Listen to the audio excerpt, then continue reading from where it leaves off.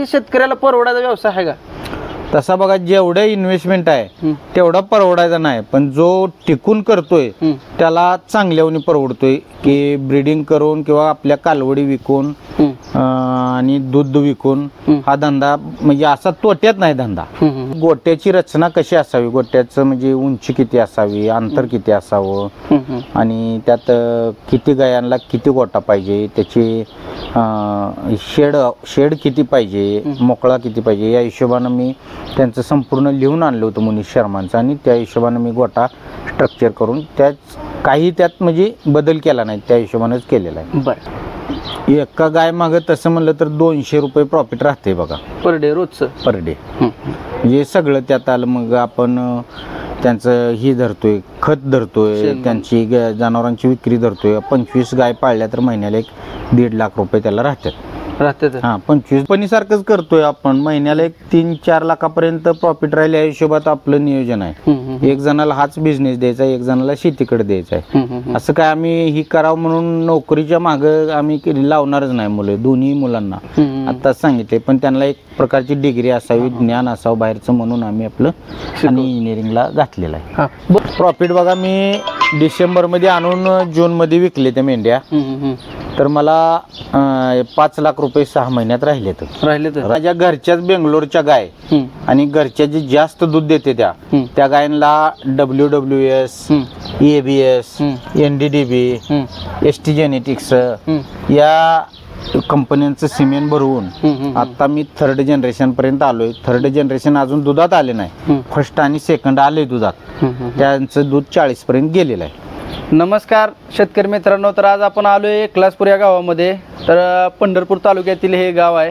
तर या गावामध्ये या शेतकरी दादांनी अशा पद्धतीनं गोपालन केलेलं आहे की त्यांनी नवीनच एक शेड उभारणी केलेली आहे, जे की पंजाबमध्ये ज्या पद्धतीने शेड उभा केले जातात त्या पद्धतीने शेड उभा केले.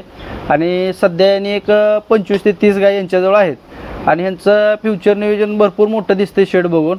आणि यांनी विविध प्रकारचे पशु पण त्या ठिकाणी संगोपन केलेलं आहे. तर मित्रांनो, जर चॅनलवर कोण नवीन असेल तर चॅनलला सबस्क्राईब करा आणि व्हिडिओ शेवटपर्यंत बघा, म्हणजे गाई संगोपनाबद्दल संपूर्ण आपल्याला माहिती मिळून जाईल. बऱ्याच शेतकऱ्याचं म्हणणं असं येतं की सध्याच्याला HF गाय ही काय परवडत नाही, पण या दादानी बऱ्यापैकी यशस्वी करून दाखवलेला आहे. दुधाला दर किती आहे, शेती किती आहे, चारा कसा आहे, सगळं आपण यांना नियोजन विचारणार आहे. तर मित्रांनो, चॅनलवर कोण नवीन असेल तर चॅनलला सबस्क्राईब करा, व्हिडिओ शेवटपर्यंत बघा. आपण जास्तीचा वेळ न घालवता व्हिडिओला सुरुवात करू. नमस्कार सर. नमस्कार. आपला परिचय? मी समाधान गणपत ताड, एकलासपूर तालुका पंढरपूर. बरं, ताड साहेब, तुम्ही केव्हापासून व्यवसाय चालू केलाय? 2004 पासून आमच्याकडे गाय यायच्या. बरं. आणि पहिले त्याच्या अगोदर म्हशी पण होत्या वडिलांच्या. आम्ही 2004ला पहिल्यांदा गाय घेतली आणि तिथून पुढं. बरं, आता तुम्ही सांगितलं की 2004ला पहिल्यांदा गाय घेतली. आता 4 ते 2025चा जो काय प्रवास होता, ह्याच्यामध्ये तुम्हाला म्हणजे काय वाटते बाबा, दुधा दरा संदर्भात असेल किंवा तुमची काय एक मत आहे की बाबा किती दर पाहिजे किंवा गाईचा आहार कसा पाहिजे, तुम्हाला काय अनुभव आला एवढ्या वर्षामध्ये? एवढ्या वर्षामध्ये दुधाचे दर काय त्या पट्टीनं वाढले नाहीत. जे पशुखाद्याचे चाऱ्याचे दर वाढले त्या पट्टीने दुधाचे दर वाढले नाहीत. पण दुधाचे दर वाढले नाहीत म्हणून आम्ही काय थांबलो नाही. आम्ही ब्रीडिंगवर काम करत सुरुवातीला 10 लिटर पासून असणारी गाय आज आम्ही 40 लिटर पर्यंत नेलेली. आज ब्रीडिंगवर माझं 3rd जनरेशन आता आहे चालू. फर्स्ट सेकंडला 40 पर्यंत गेलेले आहेत काय गाय, म्हणजे माझ्या. आणि त्यांची आई पण मी बेंगलोरवरून गाय आणल्या त्या, त्यामुळं आई पण 30 पर्यंत त्यांच्या देते. पण जे ब्रीडिंगच्या गाय आहेत त्या 40 पर्यंत आतापर्यंत आम्ही 40चा टप्पा गाठलेला आहे. 40 लिटर दूध. 40 लिटर दूध. तुम्ही आता ब्रीडिंगचा एक विषय सांगितला, मला प्रामुख्याने विचारायला आवडेल की ब्रीडिंग हे तुम्ही बाहेरून गाय आणून त्यांना ब्रीडिंग केले का आपल्याकडल्या गायांना केलं? नाही, माझ्या घरच्याच बेंगलोरच्या गाय आणि घरच्या जे जास्त दूध देते त्या गायांना WWS, ABS, NDDB, ST genetics या कंपन्यांचं सिमेंट भरवून आता मी 3rd जनरेशन पर्यंत आलोय. 3rd जनरेशन अजून दुधात आले नाही, फर्स्ट आणि सेकंड आले दुधात. त्यांचं दूध 40 पर्यंत गेलेलं आहे. 2 टायमा 40 लिटर. बरं, आता मला अजून एक सांगा, एवढ्या सगळ्या गायींसाठी आता तुम्ही 25-30 गाय येत्या, ह्या गायीसाठी चारा नियोजन कसं असतं? या गायींना चारा नियोजन म्हणजे आमच्या इथं पंढरपूरला बाजारात पण चारा मिळतोय. आमची घरची पण 10 एकर शेती आहे, त्यातले 2 एकर द्राक्ष बाग आहे. बाकीचं चाऱ्यासाठी ठेवतोय. ते चारा आणि टोटल माझ्याकडं 25 गाय, 22 कालवडी त्या आणि 150 मेंढ्या होत्या. मेंढ्या आता विकले, त्या आता परत नवीन लॉट भरायचा आहे. त्यांना चारा आम्ही अशा पद्धतीने पुरवतो. तुम्ही आता सांगितलं की 25 गाय येत्या, बाकी काय पाडे येत्या, आहाराबद्दल थोडक्यात सांगितलं, शेतीचं बी सांगितलं तुम्ही. पण ही करत असताना 2004 ते 2025 खरोखर ही शेतकऱ्याला परवडायचा व्यवसाय आहे का? तसा बघा, जेवढं इन्व्हेस्टमेंट आहे तेवढा परवडायचा नाही, पण जो टिकून करतोय त्याला चांगल्यावनी परवडतोय. की ब्रीडिंग करून किंवा आपल्या कालवडी विकून आणि दूध विकून हा धंदा म्हणजे असा तोट्यात नाही धंदा, बऱ्यापैकी चांगल्यावनी. माझं संपूर्ण घर, आम्ही दोघं भाऊ, आमच्या भावाची 2 मुलं, माझी 2 मुलं आता म्हणजे इंजिनिअरिंगला आहे ती. 2 एक 12वीला आणि एक ह्याला आहे 11वीला आहे. तर यांचं सर्व शिक्षण आम्ही या गायीवर आणि जनावरावरच केलेलं आहे सगळं. अच्छा, म्हणजे ज्या काही शेतकरी मित्रांचं म्हणणं येतं की बाबा गायी आता सध्याच्याला काही परवडत नाही, त्या दुधाला दर कमी आहे, तुम्ही जसं म्हणला की पशुखाद्याला पण दर वाढलेला आहेत, हे सगळा इथे म्हणजे गणित जर जुळवायचं म्हणलं तर ही धंदा म्हणजे एका गायी मागं साधारणपणे किती प्रॉफिट राहते दिवसाला किंवा महिन्यावर सांग? एका गाय मागं तसं म्हणलं तर 200 रुपये प्रॉफिट राहते बघा, पर डे, रोजचं पर डे. म्हणजे सगळं त्यात आलं. मग आपण त्यांचं ही धरतोय, खत धरतोय, त्यांची जनावरांची विक्री धरतोय. 25 गाय पाळल्या तर महिन्याला 1.5 लाख रुपये त्याला राहतात. हा, 25 दुधाच्या गाय. म्हणजे 25 दूध देणाऱ्या गाय. तुमचं आता सध्या गोट्यावर दूध किती जाते? माझं 250 लिटर दूध जाते. 13 गाय दूध देते त्या. आता सध्या 250 लिटर दूध जाते. बाकीच्या 13, 11, 12 आटलेले जायते आता सध्या. 13 गाईचं दूध साधारणपणे 250 लिटर रोजचं संकलन आहे, चालू आहे आता चालूला. बरं, मला अजून एक सांगा की ह्या दुधाला तुम्हाला दर किती मिळतोय सध्याच्याला, आणि तुमची काय अपेक्षा बाबा कितीपर्यंत दर गेला तर अजून पण तुमचं त्या ठिकाणी प्रॉफिट मध्ये येईल असं काय वाटतं तुम्हाला? आता दर काल 1 तारखेपासून 35 रुपये दर झालेला आहे दुधाला. आम्हाला फॅट आणि एसएनएफ चांगलं लागतंय आमचं, त्यामुळे 36-37 रुपये दर पर लिटरला मला पडतोय आता सध्या. पडतोय. आणि दूध कुठं असते तुमचं? दूध माझं डोडला डेअरीला आहे, पंढरपूरला डोडला डेअरी आहे, त्यांच्याकडे जाते माझं. म्हणजे इथून येऊन घेऊन जाते गोट्यावरती येऊन घेऊन जाते. बर, आता दादा मला अनेक महत्वाचा प्रश्न विचारायचा की बरेच शेतकरी मित्र समजा काय ह्या व्यवसायातून पैसे मिळाले, प्रॉफिट आलं, तर बऱ्यापैकी लोकांचं काय असतं की काहीतरी गाडी घ्यावी, घर बांधावं किंवा असं काहीतरी नियोजन असते. पण तुम्ही हे असं शेड मारावं किंवा ही मेंढ्यांसाठी एक तुम्ही नियोजन केलेलं, ही कुठनं संकल्पना आली तुम्हाला? ही संकल्पना पंजाबचे मुनीश शर्मा म्हणून यांचा मंगळवेढला ग्रँड हॉटेलला एक सेमिनार होता. बर, त्यांनी गोट्याची रचना कशी असावी, गोट्याचं म्हणजे उंची किती असावी, अंतर किती असावं, आणि त्यात किती गायांना किती गोटा पाहिजे, त्याची शेड किती पाहिजे, मोकळा किती पाहिजे, या हिशोबानं मी त्यांचं संपूर्ण लिहून आणलं होतं मुनीश शर्मांचं. आणि त्या हिशोबानं मी गोटा स्ट्रक्चर करून त्यात म्हणजे बदल केला नाही, त्या हिशोबानंच केलेला आहे. बरं, काय साईज आहे गोट्याचं? गोट्याची साईज आहे 116 बाय 100.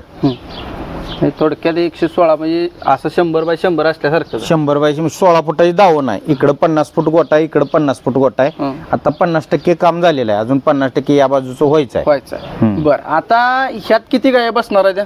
यात 50 फुटात या बाजूला 40 गाय आणि या बाजूला 40 गाय असं नियोजन आहे आमचं. तुमचं 80 गायचं नियोजन. तसं तुम्ही आता ब्रीडिंग वर कालवडी तयार केले ते आता 22 कालवडी इथं माझ्याकडे टोटल, आणि 25 गाय येते. म्हणजे आणि तुम्हाला निम्म्याच गायी घ्यायच्या त्या? निम्म्याच गायी म्हणजे आता होते ते तयार. या वर्षी आता 13-14 व्यायला झाले ते गाय. 11 काहीतरी सोडलेल्या गाय आहेत आमच्या, त्या व्यायला झालेल्या आहेत. बरं, आता तुम्ही सांगितलं की ब्रीडिंग वर काम करतोय आणि त्याच्यापासून गायी तयार करताय तुम्ही, मग आपल्या गोट्यावरती गाया विकताय का? तसं काय आहे का? गाय विकतोय की आम्ही. तर काल एक गाय विकली मी, आमची घरचीच होती, 30 लिटर दूध देते, 1,10,000ला विकली. विट्याचे बाबा पुजारी म्हणून सरपंच आहे, त्यांनी घेतलेली, अजून नेली नाही, ती गाय इथंच आहे. म्हणजे गोट्यावरतीच दिली काय? गोट्यावरतीच दिली. मी कधी बाजारात गाय नेऊन विकत नाही, असं काय आम्ही कोणाला फसवलं नाही किंवा काय केलेलं नाही.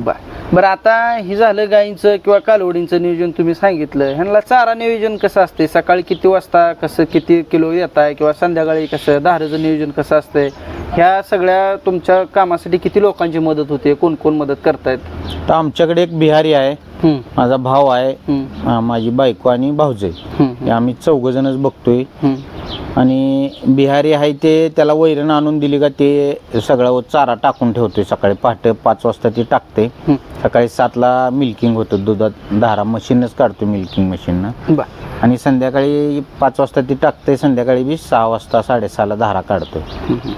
आता तुम्ही हे धारे जर सांगितले 6:30 वाजता, सकाळी पण काढताय 7 वाजता, तर हे एका गाईला किती चारा द्यायला पाहिजे हो? सकाळी किती किलो, पुन्हा तिचं बसायचं टाइम किती, रवंत किती टाइम चालला पाहिजे, जेणेकरून त्या गायीपासून तुम्हाला त्या गायीचं शरीर चांगलं राहिलं पाहिजे आणि दूध पण क्वालिटीचं निघालं पाहिजे, ह्यासाठी तुम्ही काय काम करताय? एका गायला मी तसं ह्याचं सायंटिफिकली ही करून म्हणजे सेमिनार अटेंड करून, प्रोजेक्ट हिरकणी ग्रुपचे सेमिनार होते 2021-22ला म्हणजे कोरोना काळात बरं बरं. अटेंड करून. गायचे वजन आहे, वजनाच्या 3% तिला चारा दिला पाहिजे, आहार दिला पाहिजे. त्या हिशोबानेच मी सर्व वजन करूनच देतोय. आणि ते वजनाच्या पट्टीत चारा दिल्यामुळे त्यांचं तब्येत पण व्यवस्थित राहते आणि सगळंच व्यवस्थित राहते. तर आपण आता इतका अभ्यासपूर्व हा व्यवसाय चालू केलेला आहे आणि ही शेड पाहता किंवा हे सगळं नियोजन पाहता, तुमचं काय टार्गेट आहे की आता ही 80 गाई त्यात बसते त्याच, पण ह्या 80वरच थांबायचं आहे का अजून काय पुढं नियोजन आहे तुमचं? आता सध्या तर 80 पर्यंतच थांबायचं नियोजन आहे. 80 गायच्या 40 दुधातल्या 20 कालवडी आणि 20 आटलेल्या असं आमचं म्हणजे नियोजन आहे. बरं, आता मला अजून एक प्रामुख्यानं विचारायचं आहे की बऱ्याच शेतकऱ्याची ही अडचण असते की शेतकरी म्हणलं आणि ही जनावर म्हणलं का शेण आली, घाण आली, ह्या सगळ्या गोष्टी आल्यास, आणि आता तुम्ही सांगितले माझी मुलं इंजिनिअरिंगला आहे, ती एक मुलगा 12वीला, ह्या गोष्टी सांगताय, ह्यांना मुली मिळणार का आपण आता असा व्यवसाय केल्यावर? हे म्हणजे कंपनीसारखंच करतोय आपण. महिन्याला एक 3-4 लाखापर्यंत प्रॉफिट राहील या हिशोबात आपलं नियोजन आहे. एक जणाला हाच बिझनेस द्यायचा, एक जणाला शेतीकडे द्यायचा आहे. असं काय आम्ही ही करावं म्हणून नोकरीच्या मागं आम्ही लावणारच नाही मुलं, दोन्ही मुलांना आत्ताच सांगितले. पण त्यांना एक प्रकारची डिग्री असावी, ज्ञान असावं बाहेरचं, म्हणून आम्ही आपलं आणि इंजिनिअरिंगला घातलेलं आहे. बऱ्याच आता मुलींच्या आहेच असं म्हणणं झालं की आपल्याला म्हणजे जावई किंवा त्यांचा कोण असेल ते नोकरदार पाहिजे. आता बऱ्याच जणांनी असं कसं झाले, नोकरी असल्यावर थोडंफार चांगलं राहता येते. आता शेतकरी म्हणले थोडीफार कपडे आले, रोजचं त्याचं राहणीमान आलं, थोडंफार त्याच्या तुलनेने हेच असते. तर त्यात तुम्हाला काय सांगता येईल की बाबा शेतकरी सुद्धा त्या ठिकाणी शेती करून किंवा पशु सांभाळून पण चांगला राहू शकतो, ह्या संदर्भात काय सांगताल मुलींच्या आयांसाठी? आता मी सांगू का, मी आणि आमचा भाऊ 2 जण आम्ही ही गाय आणि ही करतोय. मी स्वतः पंढरपूरला राहतोय आणि 4 मुलांचं शिक्षण करतोय, येऊन जाऊन करतोय आम्ही पंढरपूरनं. आणि या पैशातूनच आम्ही पंढरपूरला राहतोय. असं काय नाही की आम्हाला कुठली दुसरी नोकरी आहे हे काय नाही, जनावरांच्या ह्याच्यातूनच आमचं सगळं शिक्षण बी चालू आहे, शेती पण चालू आहे, द्राक्षबाग पण आहे आणि हाही जनावरांचा पण सांभाळ करतो. आता माझ्या मुलाला 1.5 लाख रुपये जर महिना राहत असलं तर पुण्याला आणि मुंबईला जाऊन 20-25 हजाराची नोकरी करण्याकरिता 1.5 लाख रुपयाला मुलगी द्यायला किंवा ही द्यायला काहीच सारखं नाही. आणि स्वतः मालक आहे त्याचा. असं काही नाही की पुण्याला मुंबईला जाऊन आपण दुसऱ्याच्या हाताखाली काम करण्यापेक्षा स्वतःची कंपनी असल्यासारखंच इथं आहे ना, त्यामुळे काय हरकत आहे मुली द्यायला तर. बरोबर. मग आता त्या मुलीला परत काम करावं लागणार की रानात, शेतात, जर्सी गायांचं आता हे सगळं काम थोडंफार गडी कामाला नसलं, बिहारी गडी नसलं तर आम्ही पण करतो की, आम्हाला पण करावंच लागणार आहे सगळ्यांना. एखाद्या वेळेस करावं लागणार आहे, पण स्वतःच्या ह्याच्यात करणं आणि दुसऱ्याच्या ह्याच्यात मालक म्हणून काम करणं आणि दुसऱ्याच्या ह्याच्या हाताखाली काम करणं, त्यात फरकच आहे ना. आता तुम्ही सांगितले की मला मग अशी 2004 पासून ते 2025 पासून व्यवसाय केला. ह्या व्यवसायातून तुम्ही असं कुठली गोष्ट घेतली का, शेती असेल किंवा पाईपलाईन, अशा काही शेतीविषयी किंवा दुसरं काय तुम्ही केलंय का? आता त्याच्यामध्ये मी या व्यवसायातून विहीर एक पाडली आहे, एक पाईपलाईन 1 किलोमीटर पाईपलाईन नेली आहे, 2 एकर द्राक्ष बाग लावली आहे आणि ही सगळं शेड, 2 शेड, एक मेंढ्यांचं शेड केले आणि आता जनावरांचं म्हणजे गायांचं केले. जमीन 1 एकर खरीद केली व्यवसाय. बरं, आता ही तुम्ही शेड केले, ह्याचं काय बजेट आहे, किती खर्च येईल अंदाजे? त्याला खर्च आहे बघा, आतापर्यंत 10 लाख गेलेत, अजून एक 10 लाख जातील. 50%च काम झालेलं आहे, अजून एक 10 लाख रुपये जातील. म्हणजे 20 लाखाचं मोठं शेड आहे. आणि हे मेंढ्यांचं केलेलं, मेंढ्यांच्याला 10 लाख गेलेत. टोटल 150 मेंढ्यांचा हा प्रोजेक्ट आहे. हा. मी 150 मेंढ्या आणून 140 विकले, त्या 10 आता शिल्लक आहे त्या फक्त. बर आता बऱ्याच मी बघतो की मेंढ्या तुम्ही अशा वर हाईट वर घेतले, ह्याचं काय वैशिष्ट्य आहे? याचं वैशिष्ट्य म्हणजे याचं शेण काय म्हणजे लेंडी ही सगळी खाली पडते आपोआप. हा, हा. याला झाडावं लागत नाही, लोटावं लागत नाही, याला बघावं लागत नाही. आणि मेंढीचं आरोग्य चांगलं राहतंय. ती त्यांना मूत म्हणजे त्यांचं ही लेंडीत नाही बसल्यामुळं. बरोबर आहे. आणि फक्त सकाळी एकदा संध्याकाळी एकदा त्यांना चारा टाकतोय. आणि आत मोकळ्या आत मोकळ्या मेंढ्या राहतात. कसं असतं या मेंढ्यांचं प्रॉफिट बघा, मी डिसेंबरमध्ये आणून जूनमध्ये विकले त्या मेंढ्या. तर मला 5 लाख रुपये 6 महिन्यात राहिलेत. राहिलेत 6 महिन्यामध्ये तुम्ही मेंढीचा शेड बांधून आता ह्या काळामध्ये तुम्ही किती मेंढ्या होत्या टोटल 150 मेंढ्या होते. 140 विकले त्या, 10 अजून आहेत म्हणजे त्या चांगल्या माडीगाच्या क्वालिटीच्या मेंढ्या आहेत त्या. त्यामुळे पैदाशीसाठी ठेवले ते. बरं आता ही कुठून आणताय मेंढ्या तुम्ही? मी काय मेंढ्या याच्यातनं आणल्या, आटपाडी बाजारात आणल्या. काय मेंढ्या विजापूरपाशी अमीनगड आणि मुधोळ बाजार आहे, इथून 50 मेंढ्या आणल्या आणि इथून 40 मेंढ्या आणल्या. सांगोल्यात आणि आमच्या गावातल्याच धनगराकडनं जे आमच्यातलेच आहेत त्यांच्याकडनं 10 मेंढ्या घेतल्या. बरं कसा वाटला सांगोला बाजार तुम्हाला? सांगोला बाजार बी चांगला आहे. सगळ्यात मोठा बाजार सांगोला आहे महाराष्ट्रात. महाराष्ट्रातला सगळ्यात मोठा. बरं बाजारामध्ये कशी मेंढ्या वगैरे चांगल्या मिळते त्या? होय मिळते ते मेंढ्या चांगल्या. तर शेतकरी मित्रांनो, आपण ग्राउंड रिपोर्ट घेऊन संपूर्ण माहिती गोट्याबद्दलची असेल किंवा मेंढ्याबद्दलची असेल घेण्याचा प्रयत्न केलेला आहे. दादाने अतिशय चांगल्या पद्धतीने शेडची उभारणी केली. जरी 50% जरी काम झालं असलं तर त्यांचं ते फ्युचर प्लॅनिंग पाहता अतिशय चांगल्या पद्धतीने शेड केलेला आहे. साधारणपणे 20 लाखाचं बजेट आहे शेडचं. मेंढ्यांचं नियोजन केले. 6 महिन्यामध्ये 5 लाख प्रॉफिट त्या मेंढरांपासून त्यांना मिळालेला आहे. 140 मेंढ्या विकल्या ना? 140 मेंढ्या विकलेल्या आहेत. आणि आता त्यांच्याकडे माडगेळ ब्रीडच्या किती येतात? 10 मेंढ्या आता त्यांच्याकडे आहेत. तर शेतकरी मित्रांनो, कुठला व्यवसाय छोटा नसतो. जर करून दाखवलं तर सगळ्या गोष्टी सिद्ध होतात. तसंच की यांनी काकांनी अतिशय अभ्यासपूर्वक प्रशिक्षणाच्या माध्यमातून त्या ठिकाणी पंजाबच्या असतील किंवा विविध ठिकाणी जाऊन त्यांनी प्रशिक्षण घेऊन या व्यवसायात उतरलेत. मुलं देखील त्यांनी भले इंजिनिअरिंगला जरी टाकली तर यांचं नियोजन असं आहे की त्यांना भविष्यात हा एक व्यवसाय म्हणून, व्यावसायिक म्हणून ह्यांना व्यवसाय देणार आहेत. आणि स्वतः मालक म्हणून त्यांनी आतापर्यंत त्यांचा कार्यकाळ भोगलेलाच आहे. मुलांनाही तसंच राहावं असं त्यांची त्या ठिकाणी म्हणणं आहे. तर शेतकरी मित्रांनो, आपण देखील जर व्यावसायिक होण्याची इच्छा असेल किंवा व्यवसाय करत असाल तर आपल्या त्या ठिकाणी पूर्ण तनामनापासून जर केलं तर व्यवसाय कुठलाच तोटा देत नसतो. तर बऱ्याच शेतकरी मित्रांचे जे काय म्हणणं होतं की गाया परवडत नाही त्या, त्यांच्यासाठी एक महत्त्वपूर्ण माहिती ही. तर व्हिडिओ कसा वाटला कमेंट करून सांगा. व्हिडिओ शेवटपर्यंत बघितला असेल तर शेवटपर्यंत बघितला अशी कमेंट करा. मित्रांनो, आजचा व्हिडिओ इथंच थांबू. भेटूया पुढील व्हिडिओमध्ये. धन्यवाद.